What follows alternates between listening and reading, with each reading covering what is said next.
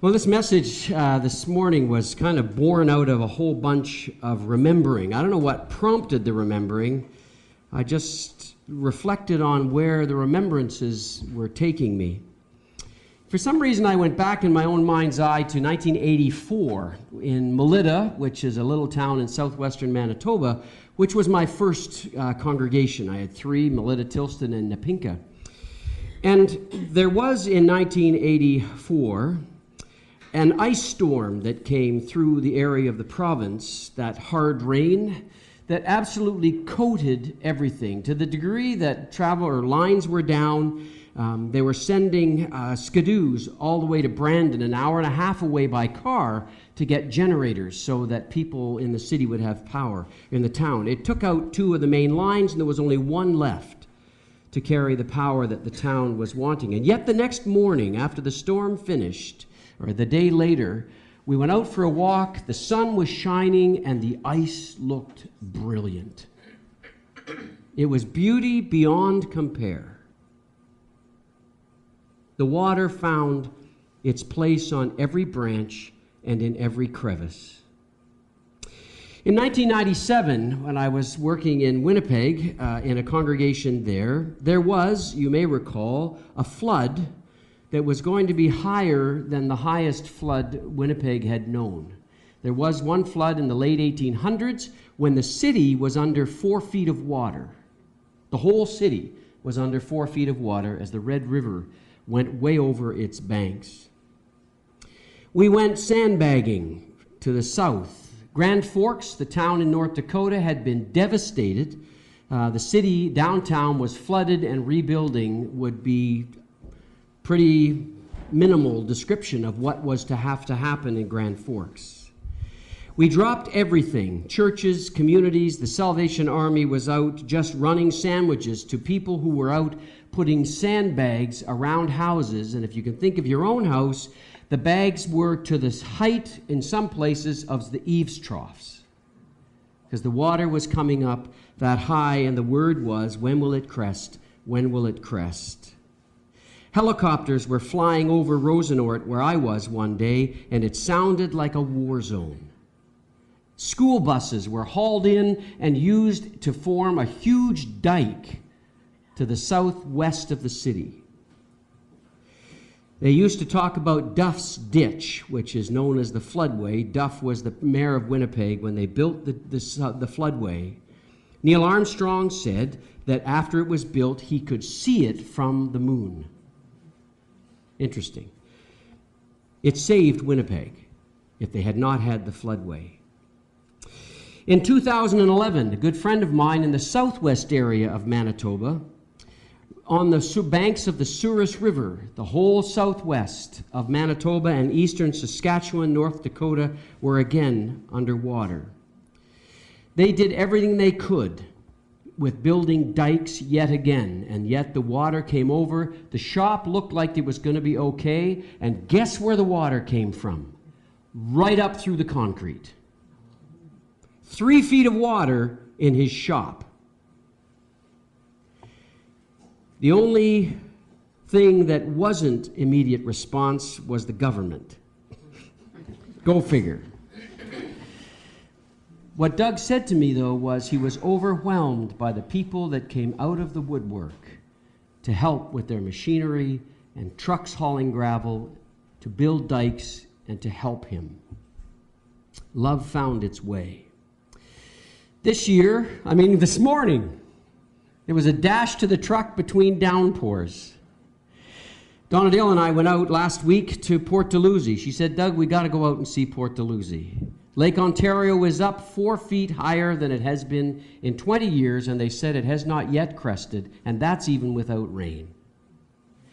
We went out there. There was no channel visible. A few boats were in, but they weren't launching boats because there was no channel. The slips were not visible. The walkway to the lighthouse was completely covered. My father-in-law once said to me, we can deal with wind, we can deal with fire, but water, not possible.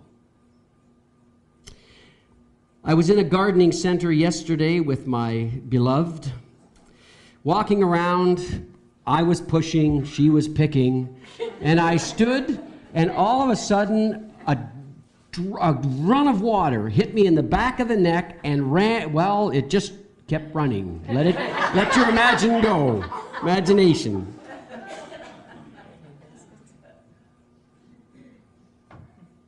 In conversation with our grandsons, Donadale said to the both of them, they were talking about watering plants. And she said, water is going to flow where water is going to flow. Too much water.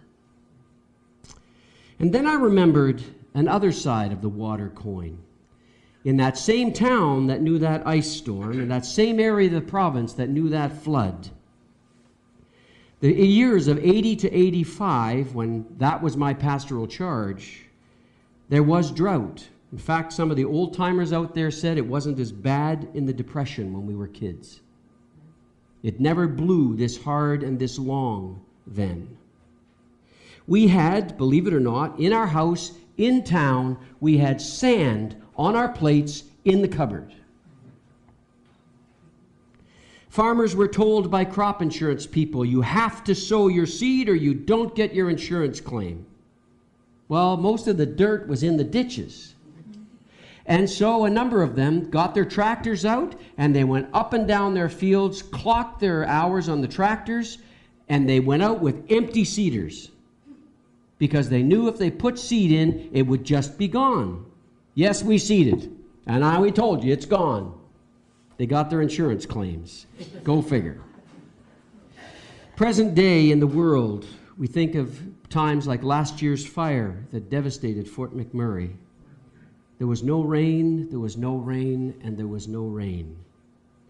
I suppose it is said, as it is said, too much of anything is not healthy. The extremes are not healthy. There needs to be balance. But when it comes to love, well, that's different now, isn't it?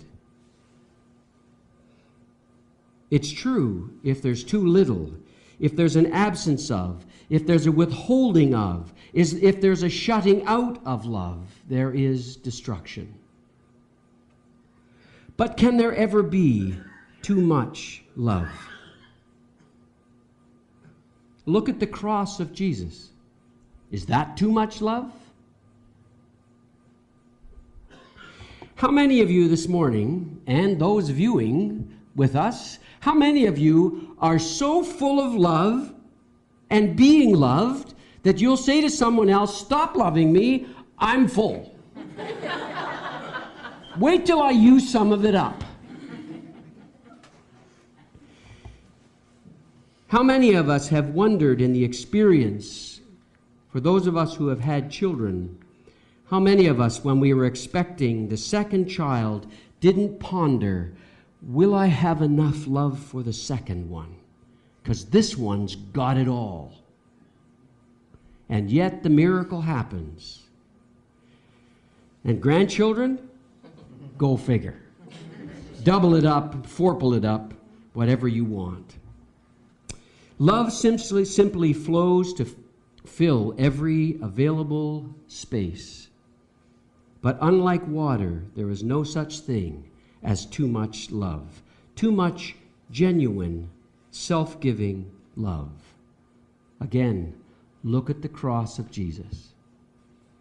Is that too much love?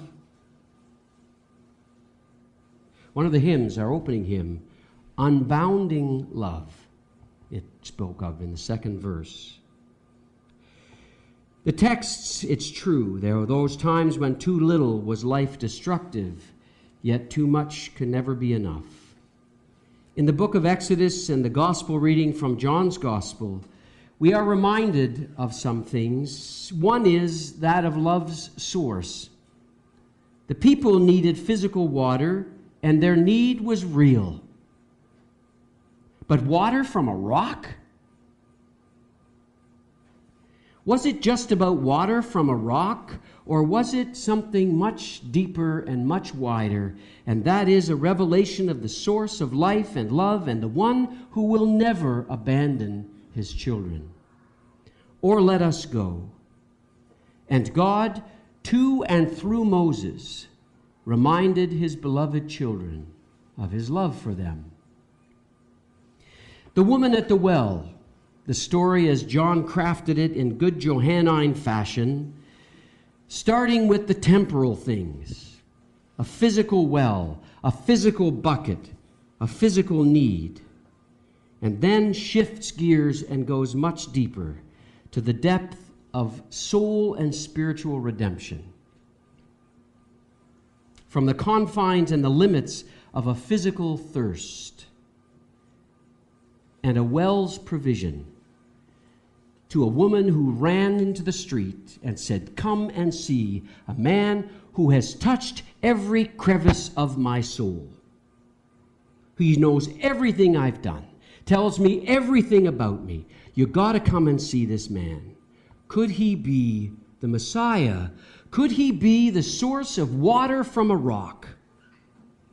Could he be the source of my soul's need?" And God's love comes gushing uncontrollably and unrelentingly from a rock. God's love comes gushing uncontrollably and unrelentingly from a dry well of this Samaritan woman's soul to exclaim, "Come and see," with words of freedom, words of love having found its own everywhere in her soul, to the point of spilling over to everyone around her. Mark Nepo, an author that I greatly appreciate, writes, "Most things break instead of transform because they resist. The quiet miracle of love is that without interference, love, like water, accepts whatever it is tossed into or dropped into or placed into, and it embraces it completely." Do you remember the song, Simon and Garfunkel's song, The Sounds of Silence? I am a rock, I am an island, the sounds of silence. I touch no one and no one touches me.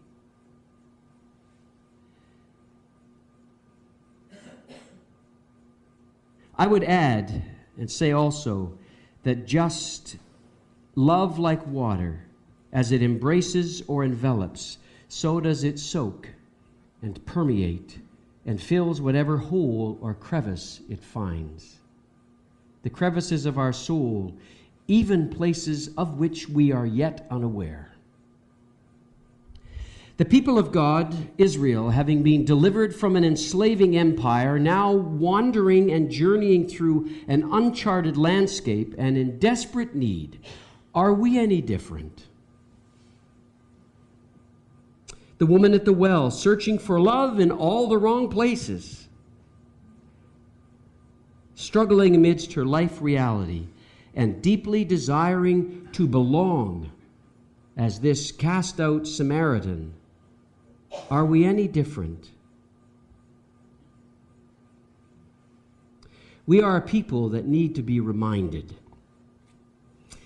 How many of us have said or heard, as my mother would say to us, "How many times do I have to tell you?"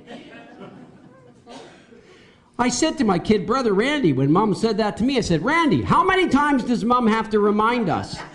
He said, "I don't know, as many as she wants." I said, "Mom, it's your call." She said, "Don't be a smart aleck." I said, "Mom, it's Heather Ann, Nancy, Doug, Randy, Allison, Matthew, Ron. Who is Alec?" And then we laughed. Because we asked these ridiculous questions. And yet somehow, in the ridiculousness of the questions, we're reminded of the deepest needs. We did try my mother's patience, I dare say. We are a people of remembering, and our life-giving purpose is to live in and express without the simple reminder of being loved and living love and singing love. A communion table, inscribed on it, carved on it, is "Do this in remembrance of me." How many times do we need to be reminded? Well, I guess as many as it takes. Steve Brown, a favorite preacher, Bible teacher of mine in the States, he said in one of his messages one time, and so I quote him here, he just said, "Jesus loves you. Deal with it." Do you know how much you are loved by God? We can't know the amount because there are no limits to be measured. And there's that saying I hear in families from time to time where one says, "I love you," and the other says, "I love you more." Well, how much is more? If you remember the movie Forrest Gump, Forrest met Lieutenant Dan in Vietnam. He was his commanding officer, Lieutenant Dan was. Lieutenant Dan had a history in his life of all of his forebears, his great-grandfather, his grandfather, his father, who all died in military battle. And when they went into a firefight, Lieutenant Dan got shot and was down, and Forrest, that simple young man, came and went to pick him up, and Lieutenant Dan said, "Leave me here. Leave me here. This is my destiny." Forrest, not thinking, remember, picks him up, carries him out of the bush, and afterwards he says, "I told you to leave me there." Jump ahead, they're both in the hospital. Lieutenant Dan, in the middle of the night, drags Forrest out of bed. He's got no legs now, by the way. They both got blown off. Drags him out of bed, and in a rage says to him, "You stole my destiny. You ruined my life. What am I going to do now? What am I going to do now?" They get discharged, go home. Lieutenant Dan struggles to find his footing, and he ends up trying to find it in the bottom of a bottle. He's in a bar, in a wheelchair, and the story goes on. Forrest keeps visiting him, and he curses him all the time. As the story goes along, there's a number of characters that visit Forrest throughout this movie, but I think Lieutenant Dan and Jenny seem to be the two central ones. But he had his friend Bubba, who was a shrimp boat guy. Forrest was going to become a shrimp boat captain, and Lieutenant Dan said, "The day you own a shrimp boat, I'll be your first mate." Forrest got the boat. Lieutenant Dan shows up and said, "I came to find my legs, my sea legs." He said, "You ain't got no legs, Lieutenant Dan." They get on the boat, they're out, there's a hurricane. And they're out in it, fishing. Lieutenant Dan, while they were fishing, was hauling up bedpans and boots and all kinds of garbage, and he says to Forrest, who was a person of faith, he says, "Where's this God of yours?" And when the hurricane came, Forrest says on the overdub, that night God showed up in this hurricane. Lieutenant Dan is in the crow's nest, straps himself in, and the storm is raging. Forrest says, "I was afraid." Lieutenant Dan was just mad. From the crow's nest, he's screaming, "Woo!" And he says to him, "Come on, you SOB, come and get me. It's just me and you." And I dare say you will never hear a purer prayer than that, in all seriousness, because it was a showdown between him and God. The waters calmed, and the next day every other boat's a wreck, and here comes Forrest and Lieutenant Dan back into port. Lieutenant Dan says in one scene, as he's sitting on this edge of the boat, the edge of the fishing boat, he says to him, "Forrest, I never thanked you for saving my life."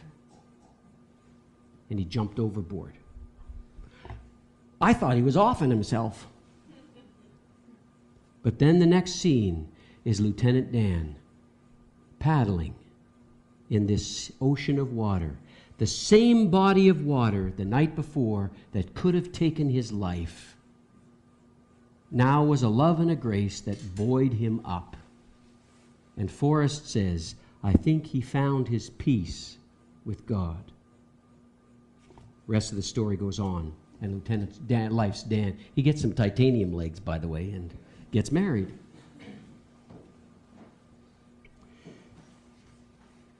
Margaret, not her real name, this is a story I have permission to tell you, was a patient I was visiting in the psychiatric wing, in the Norris wing of our general hospital when I was working there as a chaplain. I visited Margaret many, many times, and it dawned on me in one of our visits through her depression. I said to her, Margaret, I don't think it's that you doubt the availability of God's love. My sense is that you're afraid that if you let it in, it will take you to places that are going to ask you to face some very difficult issues in your life.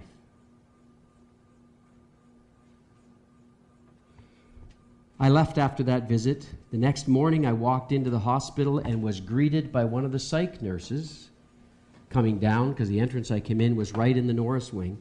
And she said to me, you need to know, you probably need to get up to the floor because Margaret tried to take her life last night. And I can't describe the sinking feeling in my stomach of, my goodness, what did I open up? What have I done? And so I just went straight up. Didn't go to my office, went straight up, and when the elevator door opened to the floor, she was there with a nurse in a wheelchair with her husband, and she just stopped and took my hand, and she said to me, I'm going to Homewood for 12 weeks, the psych facility in Guelph. She said, I just want you to know I want to live. I'll talk to you when I get back. Well, Margaret and I talked many, many times after that, and I watched her grow. I watched the places. I actually helped her out of a marriage that was very abusive. She moved away, and she wrote to me. I didn't write return letters to her, but she wrote to me. And then psych rounds happened. It was my turn to present at our psychiatric rounds. So it's an educational thing where the multidisciplinary team was there. The nurses, the social workers, the psychiatrists, the OTs, sometimes the physiotherapists, and myself as a chaplain. And I asked her permission to present her as a case study. And then I said to her, would you like to be there? And she said, I would love to.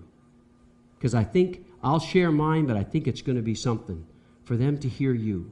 She came, she was living in a place a number of hours away now. She came and we sat, and after I presented, she said these words to the bunch that were there. Thank you for not giving up on me and us. Because she said, you never know when love is going to find its way in.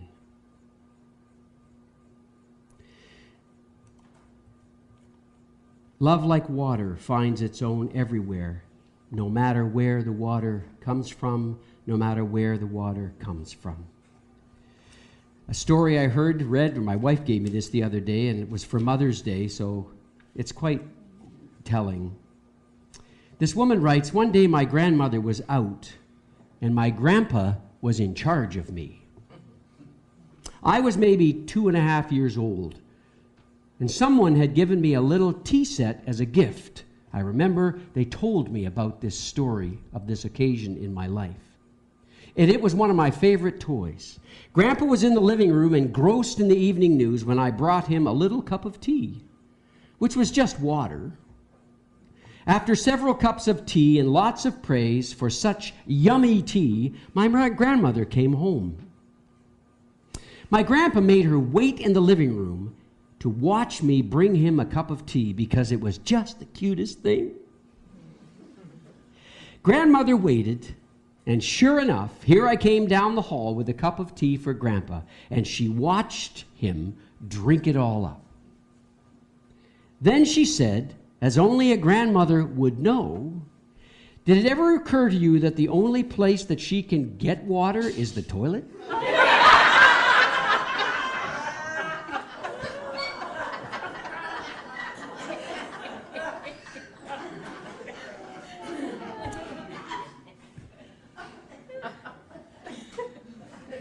That may be true, but Only a grandpa would care less where she got it from, because love, like water, finds its own everywhere, no matter where the love or the water comes from.